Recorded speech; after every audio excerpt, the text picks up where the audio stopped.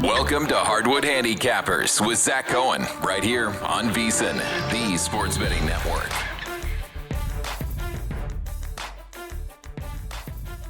This is Zachary Cohen, VSiN.com senior editor with another episode of Hardwood Handicappers. I'm going to skip right over what we saw last night. I went 2-2, lost a little bit when you include the juice that I had to deal with on some of my, player props for last night. But it was an uneventful evening in NBA basketball. I mean, we did see the Clippers win another game, and Kawhi went off again. But outside of that, not a lot of storylines. So I just want to get right into tonight's games because I have a ton of picks for this evening.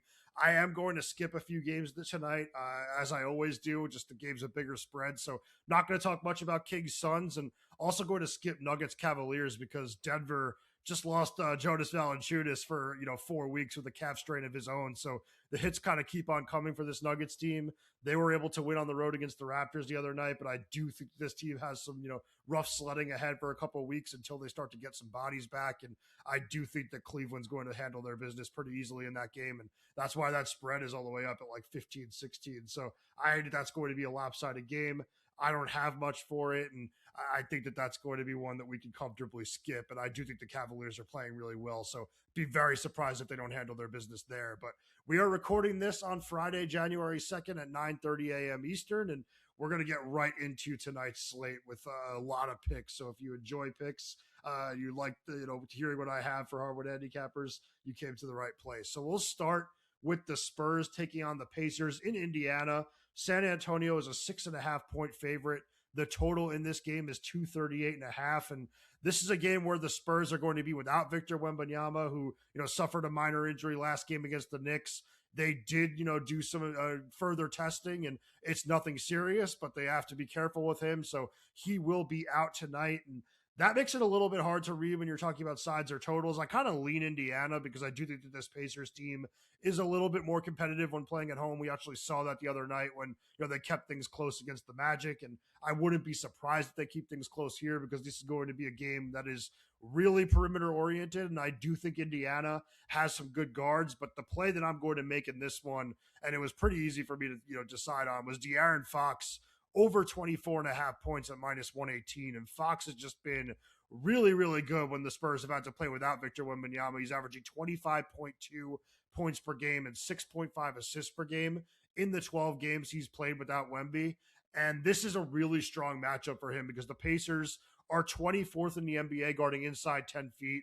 Fox scores, 40% of his points inside 10 feet, whether that's finishing at the cup or, finishing in floater range. He's really, really good once he gets 2 feet into the paint, and I trust him to kind of finish in this game. And the Pacers are also 22nd in the NBA guarding pull-up jumpers, and Fox scores 48% of his points on pull-up jumpers. This is a guy that is very, very lethal off the bounce. And then I'll throw in, the fact that Indiana's bottom 5 in the league guarding in isolation. They're also, pretty aggressive in terms of, getting up on, ball handlers. And they do occasionally put, players like Fox on the free throw line. So I just think that Fox is going to have some opportunities to cook really bad defenders. And I also think he's going to be living at the line at this game. And I'll also add in that the Pacers are pretty weak when they're talking about, defending pick and roll ball handlers. And then the one last thing with this play is that, this team does have a lot of guards. The Spurs are, now a three-headed monster in the backcourt with Dylan Harper, Stephon Castle, and Fox. And, I think that sometimes Fox isn't going to get the minutes that you'd want when talking about a point total this high. But Devin Vassell is also out for San Antonio, which means we could see, some more time with those three guards on the court together. And I think that Fox is going to play 33 to 35 minutes in this game. And if it is close, as I expect it to be, that will be a really good thing. And, what will be a high-paced game. So I think the Fox over 24.5 points. Also looked at the assists, but I just feel better about him scoring rather than dishing. So that is my first play of the night, and I do feel really good about it. So we're going to move on now to Nets at Wizards. This is a game where the Nets are laying 1.5 points. Total is 226.5. It tips at 7 p.m. Eastern. And I'm actually going to take Washington in this game. I've been pretty high on Brooklyn. Very impressed with what Jordi Fernandez has been able to do with that team defensively. But I do think this is a really rough spot for the Nets playing the second leg of a back-to-back. This team under Fernandez is just 6-14 straight up and 8-12 against the spread on the second leg of a back-to-back under Fernandez. They're also just 6-6 straight up when playing as favorites. So you'd expect that maybe this team that has been very devoid of talent over the years but very well coached under Fernandez, would take care of business when they are playing against teams that are kind of worse than them or on the same level, playing fields. That has not been the case. They have not been much better when facing worse teams. And all of a sudden, this Wizards team also happens to be playing some much better basketball. They've won 3 of their last 4 games. They are 7-3 against the spread over their last 10. And just kind of looking at some advanced stats recently, they are minus 2.3 when looking at net rating over the last 10 games, which might seem bad. It's a negative number, but they are the league worst minus 11.5 over the course of the entire season. So you're talking about a plus 9.2 stretch over these last, 10 games. So this has been a much more competitive team.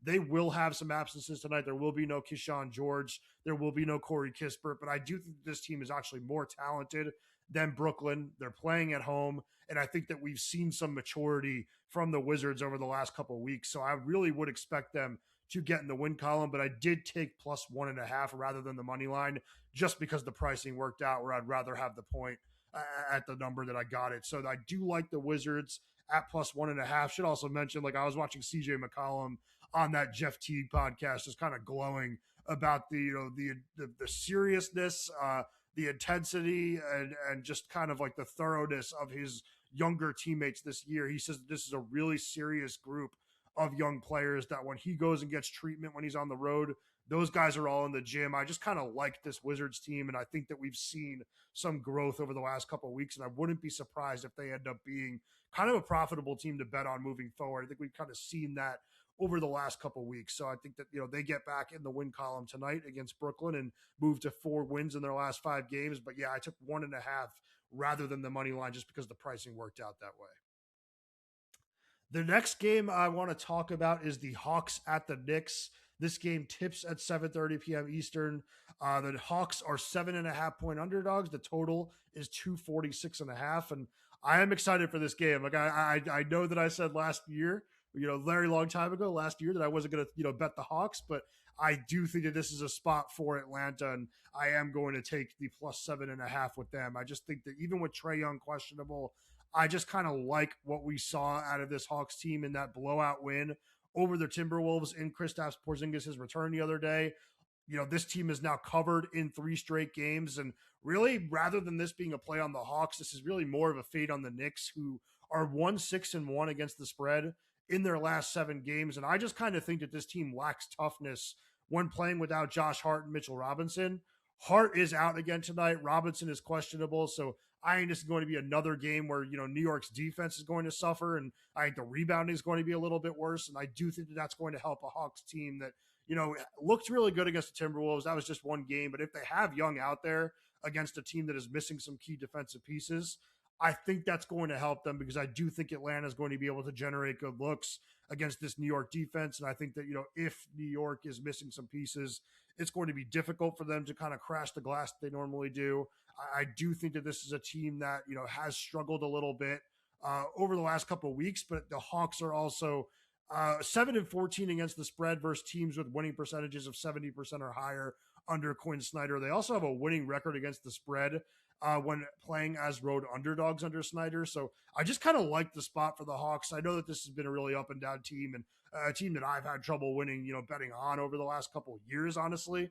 But I do think that 7.5 is a lot of points, especially when you're talking about if Trae Young is playing. He has historically played very well against the Knicks and very well in this building. So I would just expect this to be another close game. I wouldn't be surprised if the Knicks win. I do think that there's definitely a great chance that New York wins, but I think this is going to be a little bit closer than the line suggests it will be. The next game I want to talk about is the Magic at the Bulls. 8 p.m. Eastern tip. The Magic are 4.5 point favorites in this game. Total is 233.5. And this is another game where the Magic have some absences. I mean, Franz Wagner is still out.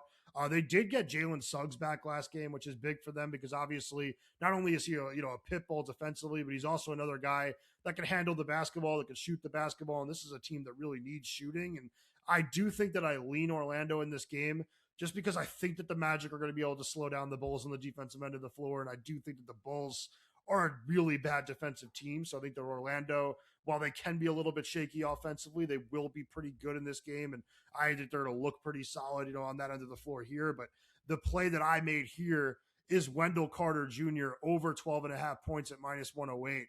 And this is a guy that is really struggling over the last 2 games, only 15 points total.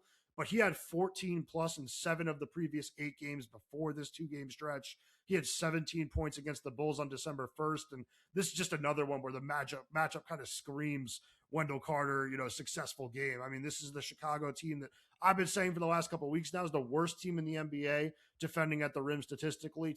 Opponents shoot the highest field goal percentage at the rim against the Bulls, when compared to everybody else in the league. And, Wendell Carter, while he is a player that does, shoot the 3 ball quite a bit for a center, he does still score nearly half of his points in the paint. So I think that this is going to be a game where he's going to be able to finish rather easily.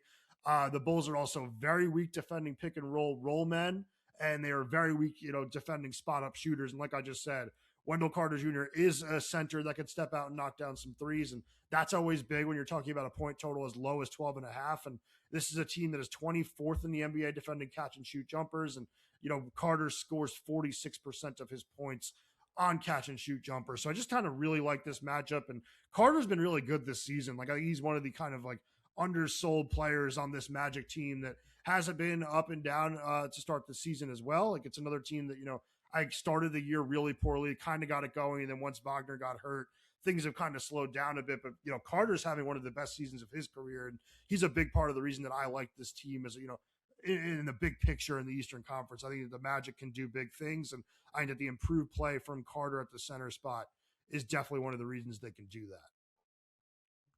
Start the new year off as a better with the VSiN Pro subscription. This is the final week to save 50% off the regular monthly price with our holiday special. Sign up now and get VSiN Pro access through May 1st for just $79, including daily best bets, real-time betting splits from DraftKings and Circa, AI-powered prop tools, and 24/7 video on the VSiN Watch app covering everything from the college football playoffs and NFL playoffs to March Madness and the Masters. Plus, you'll receive our college football playoff betting guide, complete with expert brackets, Steve Makinen's power ratings, college football playoff and bowl game best bets, and previews for every single bowl game. Start the new year with an edge. Go to vsin.com/subscribe. That's vsin.com/subscribe. I've mentioned a few times now, I also do a lot of tennis betting, and that started up last night. So you're going to start seeing some of those picks from me on the Pro Picks page if you are a VSiN Pro. And I've been a very profitable tennis handicapper for, 4 years straight now, and hoping to, keep things going in that direction in 2026. So if you are a VSiN Pro or you're thinking about becoming a VSiN Pro and you like tennis, definitely head over and check out my work there. But then also my colleagues are doing great work on all the other sports, and we just have you covered on everything. So it's a great time to be a VSiN Pro subscriber. The next game that we should talk about is the Hornets at the Bucks. Bucks laying 5.5 points. The total is 232.5 here. I kind of lean Hornets in this spot. I know that the Bucks just went into Charlotte and covered in a road game against this very team, but I do think that the Hornets are pretty plucky right now. I've talked about this with JVT a little bit, but this Hornets team has a really, really strong points per 100 possessions when they play with Brandon Miller, LaMelo Ball, and Con Knipple. And, those guys are all expected to be out there tonight.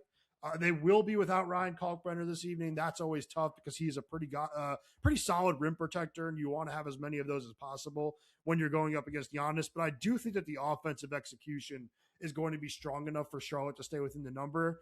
I am going to pass on that, though, and the play that I am making in this game, and it's one that I absolutely love, so it's going to be for a little bit more than a unit, going to be playing it to win 1.5 units, is Miles Turner over 12.5 points.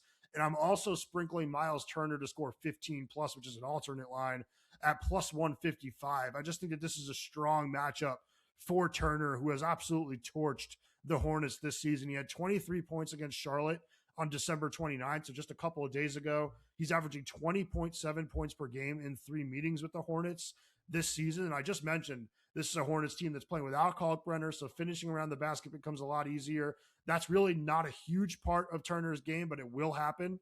This team is 24th in the NBA defending the rim. I think that Turner will score a couple of points at the bucket, but I think what you're really looking at with Turner is the fact that this team is 26th in the NBA when it comes to guarding above the break threes, and that is Turner's bread and butter. He scores 52% of his points on non-corner threes. I think he's going to have a ton of opportunities to knock down some triples here. And just overall, this Charlotte team is 22nd in the NBA guarding the center spot. So this is just a really strong matchup that we've already seen Turner completely take advantage of. So I'm a little surprised that we can get, this much plus money odds on him to go 15 plus. I think it's very reasonable to expect him to score at least 15 in this game.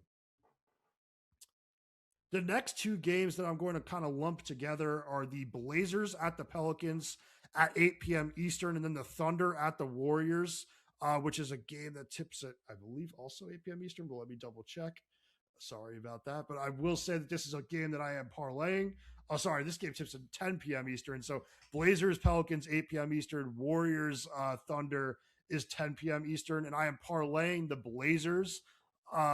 the Pelicans on an alternate spread of plus 7.5 with the Thunder money line against the Warriors. Sorry, my brain melted there. But I do have the Pelicans plus 7.5 with the Thunder money line. That is a parlay that pays out at minus 132. For the first game, you're really starting to see some positive news with the Trailblazers.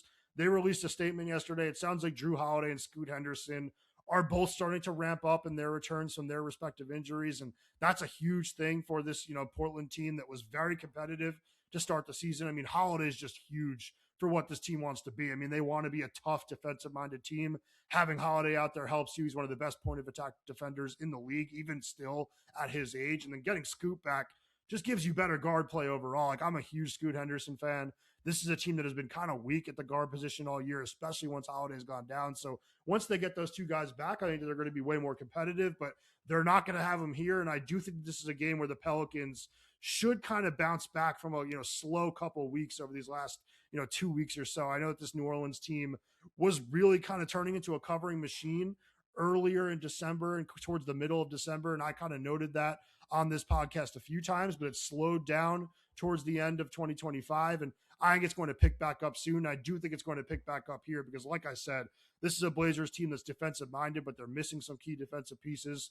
I think the Pelicans are going to be able to score against them, and I do think that New Orleans, while they are kind of weak defensively, you don't really have to worry about that too much against the Portland team that is really kind of Denny Avdia and everybody else. Like, this is not a Blazers team that is very talented when looking at that end of the floor. And I just think that the Pelicans playing at home should be able to keep this game somewhat close. And I'm using them to get a better price on the Thunder money line in a game where OKC is relatively healthy. The only really major injury that they are dealing with right now is no Isaiah Hartenstein.